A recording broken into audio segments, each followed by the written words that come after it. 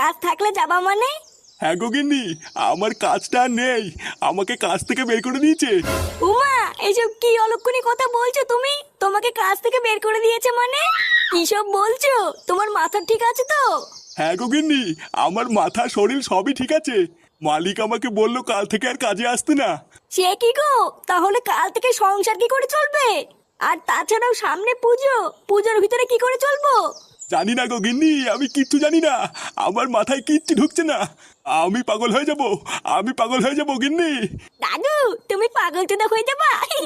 ওষুধ খাও, ওষুধ খাও, দেখবা ঠিক হয়ে যাবে।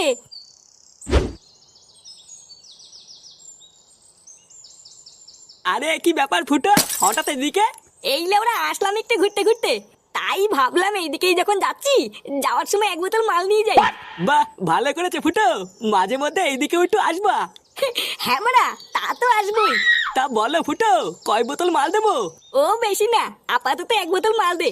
আর খাতায় লিখে রাখ, পরে দিয়ে দেবো। বাকি? না না, তোমাকে আর বাকিতে মাল দেবো না। লেওরা, বাকি নিতে নিতে তোমার 1600 টাকা বাকি হয়ে গেছে, তাই তোমাকে আর বাকি দেওয়া যাবে না। আগে টাকা ফেলো, তারপরে মাল দেবো। নে লেওরা, বললাম তো খাতায় লিখে রাখ, পরে দিয়ে দেবো। ভোদার বাল এমন করছিস, আমি কি তোর টাকা মেরে দেবো নাকি? আরে না ফুটো, তোমার উপরে আর ভরসা নেই। খাতায় তোমার বাকি লিখতে লিখতে খাতার পেজ ফুরিয়ে গেছে, তাও এখনো আমি একানেও পাইনি। তাই তোমাকে আর বাকি দেবো না, আগে টাকা ফেলো, তারপরে মাল পাবা। তাহলে